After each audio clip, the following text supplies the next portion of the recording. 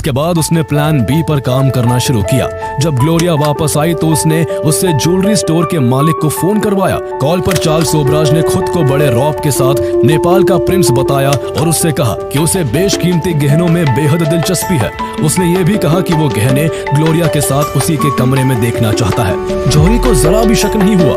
उसने तुरंत अपने एक आदमी को सबसे महंगे गहनों के साथ ग्लोरिया के कमरे में भेज दिया। जैसे ही जौहरी का आदमी कमरे में पहुंचा, सोबराज ने उस पर और ग्लोरिया पर बंदूक तान दी।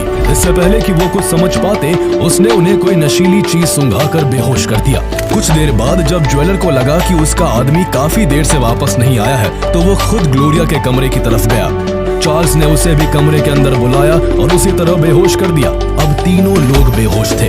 उसने तीनों को उस कमरे में मजबूती से बांधा, फिर ज्वेलर की जेब से दुकान की चाबियां निकाली और बड़ी आसानी से दुकान में घुसकर 15 लाख रुपए के हीरे और कुछ कीमती रत्नों से भरा बैग चुराकर होटल से फरार हो गया। लेकिन जल्दबाजी में उसका पासपोर्ट होटल के कमरे में ही छूट गया, जिस पर उसका असली नाम लिखा था। 3 घंटे बाद जब तीनों को होश आया तो उन्होंने पुलिस को इस घटना की जानकारी दी।